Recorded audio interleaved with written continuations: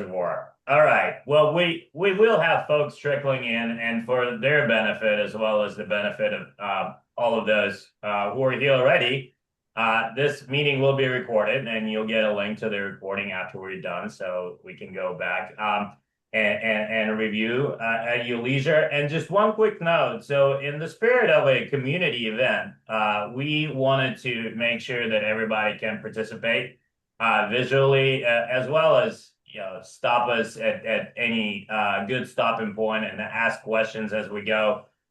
Probably in the chat might be better, but we still thought that we'd make it more of a group community meeting, and hence we went away from your regular webinar format where you just have the speakers on, and offered everybody the ability to be on with their beautiful face. Having said that, if you are in the middle of lunch, childcare, or anything else you may not want to see, or you just want to be in a customary webinar format for any reason, please feel free to turn the camera off, and we won't hold it against you. Having said that, it's nice to see faces, so I'm glad everyone is here, and we're gonna get kicked off here. So just a few words about us, and then I'll hand it over to the real stars of the show, which are our founders. And today it's the VO Health team. TrackCred is a community of a couple of thousand founders, investors, scientists, Olympians, and operators in human performance innovation. We are spread throughout the country. With that, our focus is on the Northeast and the Southeast at this point. So we are based in New York City. Our second largest hub is in Atlanta, and it's great to see some folks from Atlanta as well as from the Carolinas on this call, and welcome to you and to everyone. And the plan is eventually to be in person on the ground in all major hubs throughout the United States. We focus on supporting startups in human performance innovation by getting them in front of investors as well as potential corporate partners and helping them grow in that way. And last but not least, we are thriving with the help of our members who are full members and pay a membership fee. And TrackCred is also partially supported through my after-tax earnings from M&A. So if you have any founders or investors in your life who are looking to exit and create a life-changing event for themselves, please send them my way. And last but not least, we've recently partnered with a renowned author named Nick Thompson, who just published an incredible book called The Running Ground. Here it is right here. Okay, here you go. And we had a great launch event at our annual Human Performance Innovation Summit in October in New York City, around the New York City Marathon. And if you're in New York, we still have some books available at a special New York City Marathon discount price of $26.20. It's $30 on Amazon. So please reach out if you want a special gift for the holidays for your special runner in your life. We'll hand deliver it to you. Done with the ads. It's ad-free format from now on. With that, I hand it over to the wonderful VO Health team, who will tell you a little bit about themselves and what they've been up to, and take you through some really insightful ways to get through the holidays, recover, and come back stronger than you entered. Thank you. Awesome. Thanks, Dennis. Yeah, super excited to be here. Love the TrackCred community. It's awesome being virtual after the in-person event in New York. So Sean and I are here excited to tell you about rebuilding, refueling, and rebounding stronger. So my background, I was trained as a physician scientist. I worked at the National Institutes of Health in the clinical metabolic research unit, doing body composition, energy expenditure, and fitness testing. Got my MD and PhD here in New Haven at Yale, my PhD in cellular and molecular physiology, doing a lot of omics as it relates to exercise and cancer and sepsis. I'm joined here with Sean.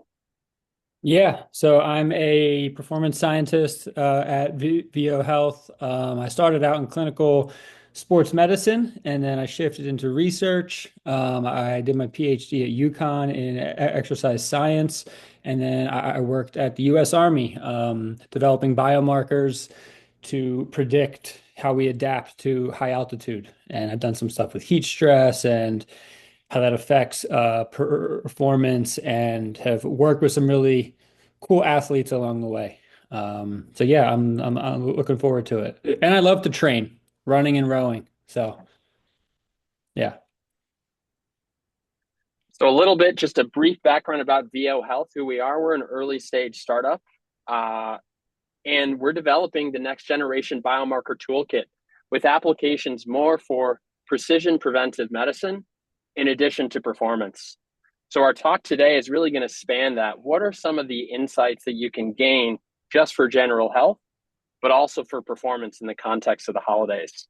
And really the crux of what we do as a company is combining cutting edge molecular technology. So we develop biomarkers and combine that with functional physiology to improve health and performance. Excited to tell you more at the end, and definitely reach out at any time. Excited to follow up. So some of the topics involve the physiology of holiday festivities, how overfeeding, alcohol, and cold impact your body and your health, and then also some of the practical strategies that you can implement during travel and some of the holiday festivities that you're doing. So beginning with overfeeding. So just some context, we have this overview slide. I'll be talking about what happens to sugar and how the insulin response can change when you eat a ton or when you exercise. Also some background on the science of how your body has to spend energy actually burning calories. And there was a really interesting study published this year on what is the metabolic response to some of these highly processed proteins. Should you actually eat these things, or what does the science say for metabolic health? So in this first chapter, just some relevant context is it actually costs energy simply to break down the food you eat. If you look at 100% of your energy expenditure, how many calories you burn in a day, the largest fraction comes from basal metabolic rate, or resting energy expenditure. This is just to have your brain on, your heart beating, and your cells functioning. Then how much you exercise with exercise activity thermogenesis, or just move around or fidget can actually contribute a large amount. And then the remaining up to 10 to 15%, up to 20% if you're eating a ton of your energy expended can come just from breaking down food. But what's interesting as you think about how much of the food you're eating is coming from protein or carbs or fats can tell you how much extra energy your body's expending just to break it down. If you eat 500 calories of protein, let's say 1,000 calories of protein to make the math easy for me, 25, you'll be burning 250 calories just to break that down. But if you're eating 1,000 calories of fat, you're only burning something like 30 calories to break that down. So as you eat a lot more, you can just consider packing some protein in can actually increase energy expenditure and mitigate some of that extra energy that you're taking on. And in addition, insulin sensitivity is going to be relevant to a lot of the things we're talking about. It's really sort of the gold standard of measuring and assessing metabolic health. And what this is how well your body actually responds to insulin to take up glucose. If you're very sensitive, like many athletes, a little bit of insulin goes a long way. But if you're insulin resistant, the muscles actually struggle to use insulin to get rid of that glucose. But what's really interesting is that exercise is truly the most potent insulin sensitizer. And what you can see, we've known this for over 100 years. We've documented in the literature. You can see in response to the same dose of insulin on day A, when this guy was rowing and cycling over the course of 2.5 hours versus day B, you can drive a significant reduction in blood glucose. And this person actually had diabetes, but the same is true for athletes. And so insulin sensitivity, it's very, as you can see, a single bout of exercise can really drive this response. So how does this fit into the context of overeating? So there was a study where 14 people ate 50% more calories than they usually do over the course of 7 days, coming mostly from high fat and high carbs. And if you look at the glucose curve over time, and so On this y-axis, you have glucose over the course of a 2-hour meal challenge. At the beginning, before the study, 3 days in and 7 days after, you can see blood glucose actually stayed about the same. If you average this up, the glucose in the blood remains the same. However, what you see when you measure insulin is that you actually required significantly more insulin to keep blood glucose the same, even after 3 days of high fat, high carb overeating, and it gets worse 7 days later. So you can see when you average it out compared to pre, there's a significant increase, demonstrating even just a few days can cause insulin resistance, but exercise can actually rescue that. And so another, I think this is interesting, when I'm traveling and I'm in the airport, usually I'm wondering what the hell to eat. And I wonder if I should just get a protein bar to keep me, keep my satiation high, but there's a lot of interest around, but it's highly processed. What's very interesting is if there was a study done recently, if you have a highly processed but high protein diet, you can have a significant beneficial impact on the metabolic response. So using a continuous glucose monitor, you can see blood glucose was lower throughout the entire course of a day with a high protein diet in black compared to the normal protein diet. And interestingly, again, you have less of an insulin response to maintain blood glucose. So try to get your protein in when you're traveling. You'll burn more calories and you have a slightly better metabolic response. All right, so now we're going to get in to the effects of alcohol on the heart and skeletal muscle.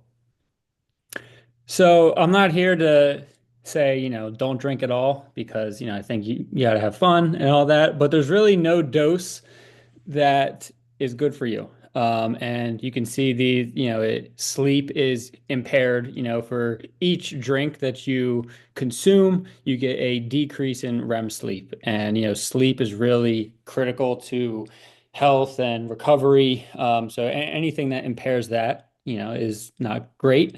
And we can also see things like reductions in how much we grow muscle, oxidative stress goes up, and even cell death in like the liver and skeletal muscle.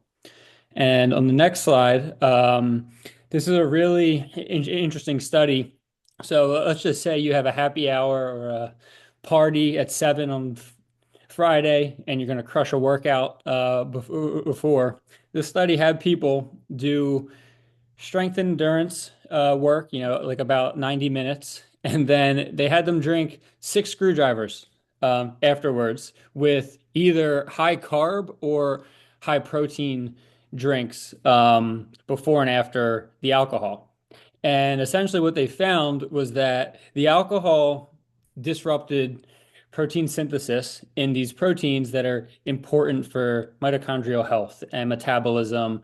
And if you consumed it with protein, you could mitigate that effect. So that was a 25 grams of whey protein compared to about like 100 grams of carbs. And in the white bars, that is with the carb intake in the alcohol. And the gray bars are with the protein. And the higher height of the bar means that there was more protein synthesis post-exercise if you had some protein. So you can kind of mitigate the effect of, a post-exercise binge drink if you're so inclined to do so. I'm not saying you should, but, it's one strategy that you can use to kind of mitigate the effects of alcohol.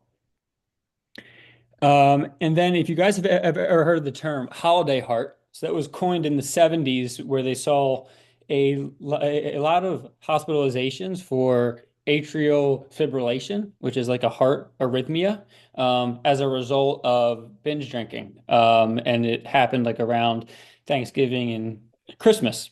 And essentially, alcohol can be a trigger for this to be produced. And for endurance athletes, there's this concept where excessive exercise can increase your risk for this arrhythmia. So I don't know the exact dose. I would say it's probably somewhere, if you're training hard, for many years, for probably over, 12 hours a week. We see this in a lot of like competitive athletes that don't really retire and they just keep training hard. But you can kind of see negative effects on the heart from training because your heart gets really big, heart rate gets really low, and it can kind of provoke some of those arrhythmias. And women seem to be protected from this, at least partly because the heart doesn't grow as big from training, and their heart rates don't get as low at rest. So, if you're an athlete, you train really hard and a lot, that can be one trigger, and then combining that with alcohol can be another one. So, I'm not trying to scare you, but it's just something to kind of keep in mind that this is definitely like a relevant concept around the holidays. Sweet. Now let's get into cold. So some of the environmental stressors. So you guys, I'll be talking a little bit about how the body responds to cold and the implications for health.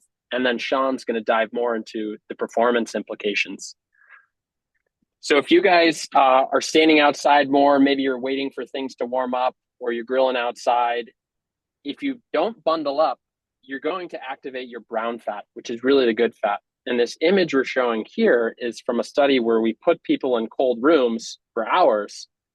And just before they started shivering, you can see this black or color is glucose uptake. So these aren't muscles. This is actually brown fat that's activated to keep your internal organs warm that babies and hibernating animals have. But in response to cold, you can grow it. And it ends up sucking up a ton of glucose. There was another study done that demonstrate this is a really plastic tissue in your body. So if you go from sleeping for a month at 24 Celsius, which is kind of normal, 72 Fahrenheit, to something that's mildly uncomfortable, mid 60s, you can actually significantly increase the amount of brown fat that you have. But when you go back to going to the warm temperature rooms and even hotter, you can see the big reduction goes back to normal. And just one thing that's potentially interesting is that when we looked closer at where this brown fat is and compared to men and women, is that women actually can have brown fat in places that men really don't. And so if you're warming yourself up, you're out in the cold and you have a cold shoulder, just know that women at least have another mechanism to warm it up other than your partner's hand, for example. Why does all this matter for health? What's pretty interesting is just 10 days of cold exposure can increase the amount of brown fat somebody has, resulting in a higher calorie burn and energy expenditure on a cold day compared to resting temperature, and greater insulin sensitivity. This is glucose infusion rate, using a clamp, which is one of the best measures of insulin sensitivity. And one other small point that's pretty interesting to see, I mentioned that black is glucose uptake. As the brown fat goes up, you also see these stripes around the ribs and the neck. This is actually glucose uptake into shivering muscles. So the first muscles that begin to shiver are actually the intercostals, the muscles between your ribs and in your neck. So a little experiment you can do is you can feel your jaw shattering and your ribs shaking. Those are the shivering muscles that are activating and actually sucking up glucose in the cold. So if you're a runner, how much might cold slow you down? So we know that in the bottom left hand of the screen, there's a kind of predictable response between performance and temperature. So temperature is when it's really cold, performance is low, and when it's really hot, performance is low. So the figure on the right, the colorful one, this is a analysis of about 1,300 professional track races in the 5K, and it had the same thing for the marathon, and it's similar response. But in the blue, that is where the optimal temperature is. For the 5K, it's about 60 degrees Fahrenheit. Once you deviate from that, when it gets hotter or colder, there's a delay in performance, so you get slowed down. So much so that when you get down to about 30 degrees, um, if you are a 17-minute 5K runner, you might be slowed by 40 seconds. If you're, a 12-minute 5K runner, it'll be 30 seconds. But this is like I know these are pretty elite times, but the same thing happens, with anybody who's running. The temperature outside can, slow us down, whether it's hot or cold. Nowadays, it's pretty cold. So now we're going to get into why that might happen in the next slide. So there's three systems that get impacted. So for skeletal muscle, one is, Brooks had mentioned shivering. So we activate more skeletal muscle to produce heat to keep us warm. But for exercise in running in a particular, that's not going to be very efficient. So it's not going to be a good use of resources. So you want to actually activate less muscle, expend less energy to run a given speed. But the cold can kind of throw a wrench in that, and it can reduce your economy of movement. And the other day, I was doing some 200s on the track, and like my speed was throttled. It was about 20 degrees out. I'm in Boston, and I was curious why. And like some of the reasons are that, enzymes in skeletal tissue, they have a temperature range that they, fire the best at. And when it's cold, it kind of slows them down. And in the bottom left hand of the screen, it's just like a scatter plot of vertical jump height as a function of muscle temperature. So as temperature goes up, you jump higher. So for running, we can, it's like analogous to sprinting, and those really high velocity movements are throttled by the cold. For the lungs, this is something I also experience as well. High ventilation at high intensities, so you're breathing a lot of liters of air per minute, plus cold air is a lung irritant. So it can dehydrate your airways and cause a inflammatory response. And if you've experienced this, there's something called sprint cough. We see it a lot in cross-country skiers, where you get done a really hard bout in the cold, and like for me, I just can't stop coughing. Like it might take 20 minutes until like I am resolved, and it's really brutal. And the figure on the bottom shows two groups of people resting or running at about 85% of VO2 max at about 10 degrees Fahrenheit. And this is a biomarker of airway damage that kind of gets secreted into the blood. And you can see that it goes up during running in cold air. And for the heart, like I mentioned the heart before, but in the cold, like we want to preserve heat. And the one way that we do that is constrict blood vessels to kind of, shunt blood and heat, by our organs instead of our skin. And we do that by increasing sympathetic nerve activity, and having all that blood more in like near our heart will raise our blood pressure. And that makes our heart work harder, and our blood is more viscous. So we have to overcome more stress to pump blood. And women seem to handle these effects better than men. So in the bottom right, this is in response to a cold challenge. And on the left is the decrease in leg blood flow in response to the cold. And you can see it decreases by about 10% in men and is unchanged in women. And then on the right is the change in blood pressure, which goes up by about 10 in men and only 5% in females. So women can seem to resolve this challenge much better than men.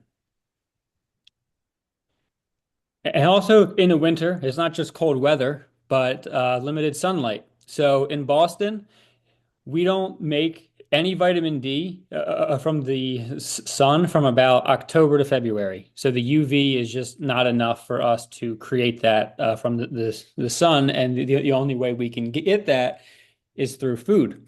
And on the left, this is a plot of just how blood of vitamin D levels change over the course of the year. And you can see it peaks in the summer and then gets really low in the winter time. And as far as recovery from exercise, this was a really interesting study in marathoners in Poland. They were pros, but they had three of them take 2,000 IUs a day of vitamin D or not. And then they did a intense downhill running bout before and after they took the vitamin D because that can create like a lot of muscle damage.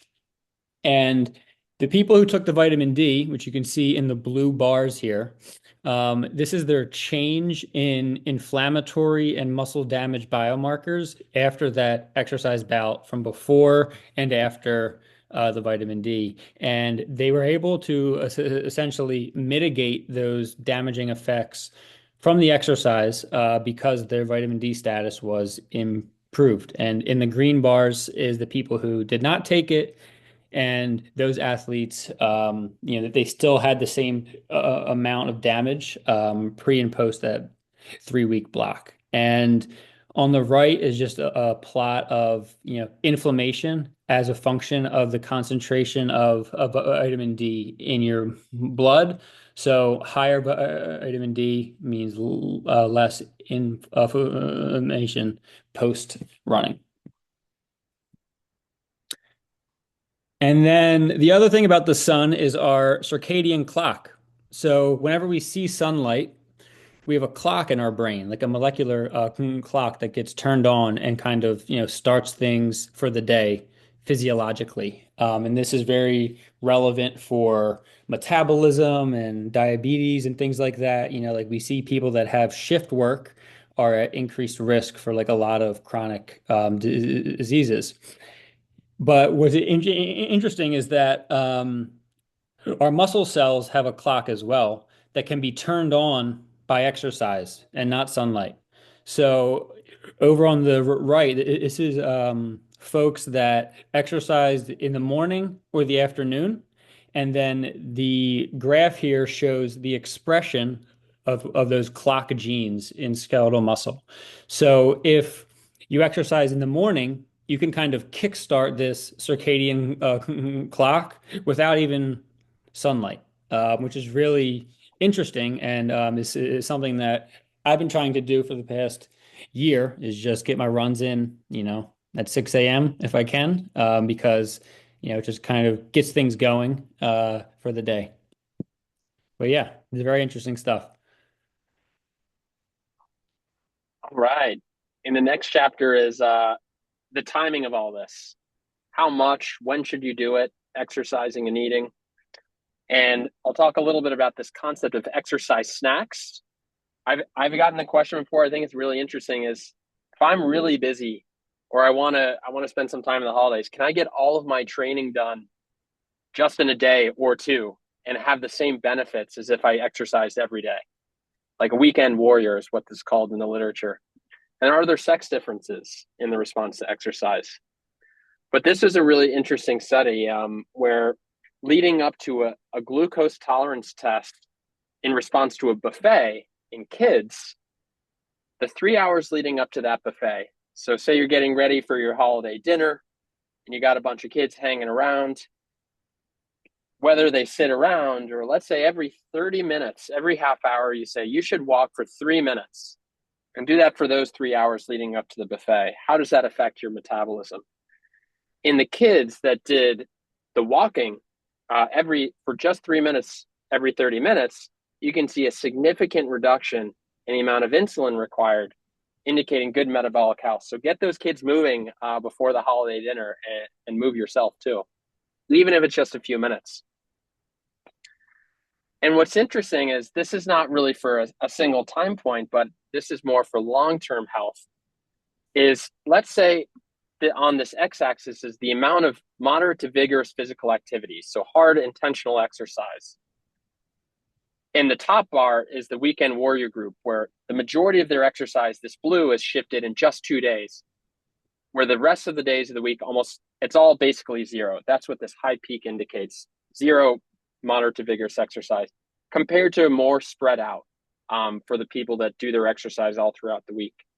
If you follow their risk of hypertension, diabetes, sleep apnea, or obesity, doing it all in a day or two is nearly just as good as if you spread out the exercise. So this weekend war is good. If you only have a few days that you can get your training in, try to get it all done on Saturday. And what's really interesting, there's some literature really coming out now demonstrating some really profound effects that women get way more health benefit from much less exercise. So if you're talking about coronary for heart disease risk, lowering it by 30% requires 250 minutes per week for women compared to 530 for men. For premature death, again, women need half as much moderate intensity activity. And also for mortality reduction, doing any exercise compared to being inactive, women get a much larger benefit, 24% lower risk compared to 15 in men. And for the strength trainers, I saw some of you in the chat, the same holds true. So women really benefit a lot more. I think it's really interesting. Sorry, guys. So I got to get more exercise in myself. All right, so now we're going to shift into how to maintain your fitness during like a period of, detraining or reduced volume, or how to get the most bang for your buck with the exercise. So first, we're just going to get into how much do you lose when you don't train? And, we can start to see effects on things like VO2 max within 12 days and cardiac output. So how much blood your heart can pump per minute. These things will decrease by about 5 to 7% in 12 days. And if you continue that up to 84 days in this study, the decreases are up to 15%. I wouldn't ever recommend stopping for that long, but, in that 12-day span, we can see some decreases. And then on the right, this is the response to exercise at a fixed workload or running speed throughout that period. And you can see things like ventilation and heart rate start to increase at the same running speed by about 10% in the first 12 days and as high as 20% over 85 days in this study. And and we can shift into the next slide, which will get into a more severe effect. But this is a classic study from the 60s that put 5 men on bed rest to study the effects of space flight on fitness and heart health. And it's really interesting as a teaching tool because their fitness decreased in 3 weeks more than it did with 30 years of aging. So they followed these men up 30 years later, and their decrease in VO2 max was greater in 3 weeks of bed rest than 30 years of aging. So staying active is critical. And we want to try and decrease the amount of time that we are inactive. And next slide. So moving from the heart into the skeletal muscles. So these are the concentrations of, mitochondrial aerobic enzymes that are responsible for things like endurance, lactate threshold, and how long we can maintain a certain pace, burning fuels, and things like that. This is that same 84-day study in trained athletes, how much these enzymes decreased over that period of time. Within 6 days, they fell by about 5 to 10%, and then 20% within 2 weeks. So not great. But the important thing to know is that, because they were so fit, they started at a very high level, and even after 84 days, they were still higher or better off than someone who's sedentary. So, you can start to see these decrements within 2 weeks, but we can get them back, as we'll see. And it's better to go into a period of detraining after, you've been training hard, pretty much. So the one thing about metabolism of glucose that Brooks was talking about is that with exercise, you're only as good as your last exercise bout in a way. So the benefits of a short half-life. So on the figure on the left, this is in trained runners again who stopped training for 10 days, so not very long. And this is the insulin response to a glucose test. So the black line is them at baseline, so they had been training every day, and then one bout of exercise. Actually, no, if we start with the highest line, so this is them not running for 10 days. So the insulin response to glucose tripled almost in 10 days. So that's not quite in the pre-diabetic range yet, but they're getting close. And then after that a period, they just did one bout of running and it pretty much normalized. So these metabolic responses to glucose, skeletal muscle, they last for about, 24 to 48 hours, and then they go away. So this is one reason why we should maintain, some frequency of exercise, at least every 2 to 3 days, because these metabolic effects have a short half-life. And the reason that is in the middle, figure. This is concentration of this protein. It's called GLUT4. And every time you contract a muscle, this thing goes to the surface of your skeletal muscle, and it's like a doorway that brings in blood sugar to then take it up into and get it uh, out of the blood. So muscle contraction, even if it's just walking, will have this effect. So, if you have a meal, go on a walk or a jog, hop on the bike, something. And this is where you can kind of time your exercise to meals and mitigate those effects. And then this is like a really interesting question. What is the minimal amount of work that you can do to maintain fitness? So this is relevant for obvious reasons in the holidays, but even for athletes too, if you're traveling or something like that, what's the minimum amount that you can do to kind of maintain where you are and kind of, curb the decline? And into the next slide, I'll kind of show you what's the most important factor, which is intensity of exercise. So this was a study that took men and women and they trained them really, really hard for 10 weeks, right? And then they reduced their training for 15 weeks in three different ways. So they either reduced the duration, so it went from 40 minutes to 26 or 13, the frequency to from 6 days a week to 2 to 4, and the intensity, which was a decrease by 1/3 or 2/3, which was by like running distance and things like that. But essentially, the only way that you can maintain a fitness is if you keep intensity high. So in those charts in the middle, it like essentially shows that when you reduce intensity, fitness decreases. What you lost, decreased within 5 weeks, pretty much back to normal. And with duration or frequency, you can maintain it if the intensity is high. So the dose that you need to keep that, I would say, is about 2 days a week for 30 minutes. And that has to be really hard. So that's like, try and run as far as you can in 30 minutes, do some intervals. But the intensity is the most important piece because it can create the most stress physiologically in our cells, and that's how we adapt. And it gives us the most bang for our buck. So in the bottom right, this is the percent change in VO2 max, per training hour. If you compare endurance training, high intensity training, or sprint training, and you get the most bang for your buck with the highest intensity, which is sprint training. So something like, 8 sets of 1 minute max effort and, like 3 minutes of rest. That's like kind of the key to maintain fitness. And then a quick slide on how to reintroduce things post holidays. So how do you kind of get back into training?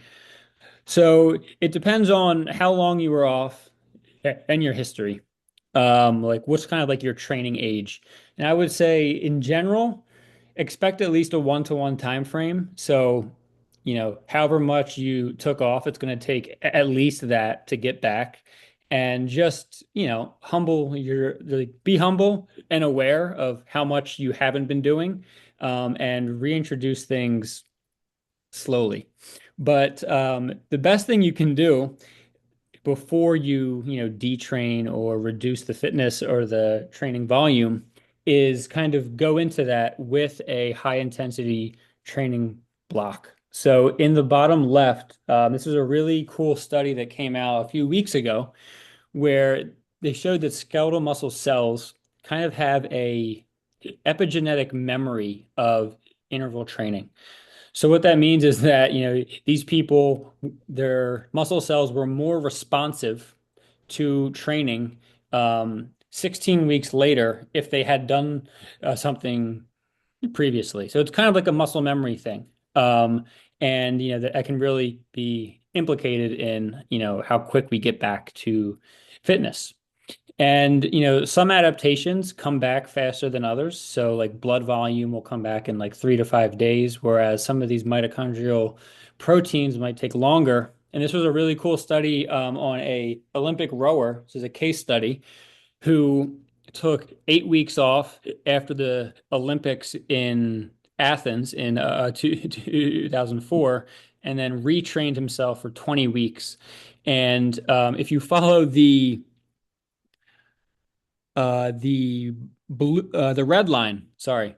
So the red line, he decreased a lot in 8 weeks in a lot of things, but that is his power output at lactate threshold. So that fell by about 25%, and it took him 20 weeks to get back to where he started. So at 8 weeks, he was still 10% down from the Olympics, and it took him way longer for that adaptation, where things like VO2 max kind of came back sooner. So there's just certain things that take longer when you're getting back into it. And yeah, getting some key takeaways. So a single bout of training is the most potent thing to make us more sensitive to insulin. Um, get your protein in to minimize the metabolic response to meals. And then if you're going to drink as well, to mitigate those effects. Cold can be good for your brown fat and diabetes, but bad for performance, particularly, very fast speeds. If you can't get in a daily workout, load up on the weekends. Women get twice the gains of exercise and 2 days per week of 30 minutes of high intensity training can maintain a fitness. That's probably our smallest dose that we can do. So for some closing, if you guys are interested in joining our VO2 Max Performance Pilot, you'll be some of the early testers of the blood tests we're developing that can predict cardiorespiratory fitness in conjunction with actually getting a real tested VO2 max. Hit us up, learn more about this, especially if you're training in an event. We love looking at these curves, what's changing, what's predicting performance. We would love to have you in. And Dennis, we also wanted to give a shout out of join TrackCred. Yeah. So I'll talk to all of you individually, and then we'll send a follow up. We can talk more about TrackCred, who we are, and what we do. I just wanted to, for the sake of time, give the opportunity to those who ask questions and the guys an opportunity to answer those questions, and I'll hand it off to Alina to lead this part of the conversation. Awesome. Thank you guys so much. Brooks is going to drop, but we'll have Sean here to answer some questions. I see some questions in the chat here, so I'll just go top to bottom, and then we had some really good questions in the registration, the Luma. So Rachel asked, do you know what age range women versus men exercise benefits research looked at, Sean?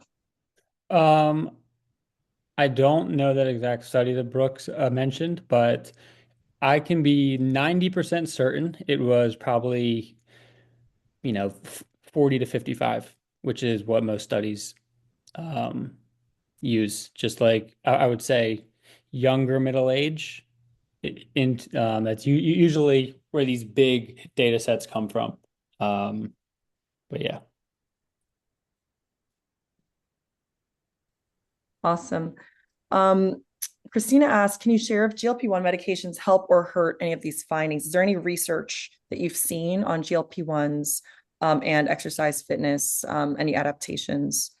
Um, I mean, like at least as it comes, like if we take protein intake for an example, I think that that is really important if you're on them and exercising, because these drugs are pretty much catabolic. That you're going to lose weight from fat and muscle, and high protein intake and weight training can kind of mitigate those effects.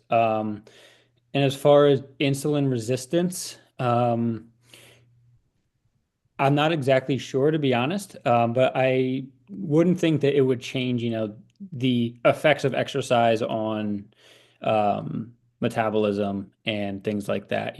Those things are pretty well preserved. okay. She also asked about PCOS, cortisol, and adrenal issues and resistance training. There is some thinking and some research potentially on folks with autoimmune diseases or other kinds of baseline dysfunctions, Mhm. and maybe pointing to the fact that high intensity exercise might be less beneficial than for folks that don't have those underlying conditions. Do you know anything about those or anything that you can speak to? Well, one thing I would say is like if you have a certain health condition, I would consult your doctor because I'm not a physician. And yeah, like a lot of these, high intensity training is very stressful on the body, and there is a risk with it compared to low intensity. So that's just one thing to keep in mind. But in my experience of exercise training, in general, there's really no population that doesn't adapt to like a regimented program. And we see this in people that have heart disease, autoimmune, diabetes. The body is really adaptive and responsible, but for those specific issues, I would say consult with your doctor, and that's something I can get back to you on if you want. I just have to read more into it. But yeah, hope that helps. Awesome. Thank you. Sam asked, what is considered high intensity? Can you give us some definitions of what that means? Yeah, so I mean, in those studies that I mentioned, they used like a percentage of VO2 max, which was like about 90%, um, which is pretty high. So the way you can kind of do that if you don't know your VO2 max in the field is if you're like a runner, for example, you can take your like best 2 mile time. That will be like approximately what you run at. You'll be running at VO2 max for that test, or about 12 minutes. And then you can just take 90% of that speed, and that would be what you can do the intervals at, or um, things like that. As far as the sprint interval training, that's pretty much just you go all out as hard as you can for like 30 to 60 seconds, maybe even less.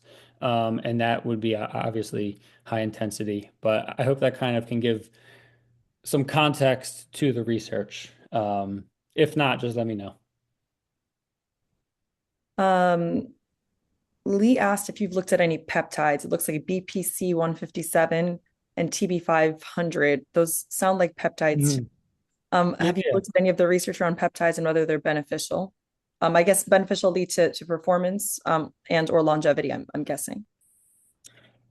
Yeah, what I would say is that there's no research in humans on them, and I read a recently good Substack article where there's no good, controlled research studies that would say, they're safe or beneficial, but there's a lot of anecdotes from people that they are. So BPC 1157, it's, a secreted from our, gastric juice, and it's isolated, and, we take that for recovery. Joint health or some of the claims like rotator cuff injuries and things like that. But yeah, as far as the research, it's mixed and there's not much. So I can't give you like a recommendation in like rats and things like that. There's plenty of studies, but I don't think that translates to humans, or it might, but we just don't know. Um, so I would work with someone, a knowledgeable doctor that, I don't want to say yes or no, because there's just not enough knowledge out there. But there's a lot of good anecdotes. And the only negative effect that I've heard of is potentially like cancer risk because it can kind of grow blood vessels in all cells and tissues, but that includes, precancerous cells and things like that, which then give the cancer more blood supply. But again, that's like from, rat studies and things like that. It's just something to be aware of. So, yeah, the research is there's not much out there, and there probably won't be due to various funding issues that, happen in medical research. Nina asked, I've heard from one coach because of the concept of muscle memory, we should not do cool down after interval workouts. Is this true? Um, I would say no, but I don't think you really have to do a cool down anyway, which is I mean, I do them, but there's really no like physiologic reason why you need to cool down. I like to do them in the summertime because like you literally cool your body down and but if you just didn't do a cool down jog, like you'll be fine. I just do it to kind of get more miles in while I'm already amped up. But yeah, there's really no reason to do cool downs in general from like a physiologic perspective, other than, just getting more miles in or more volume in. So yeah, from your coach, I would say, it's not because of the muscle memory. It's just because there's no like physiologic benefit other than getting more miles in. Yeah, awesome. Phil asked a very controversial question about protein, processed versus non-processed protein like David bars. Are you asking about general health or about performance? Maybe do you have any thoughts on either? I'm a clinical dietitian, but I'll reserve my opinions for another time.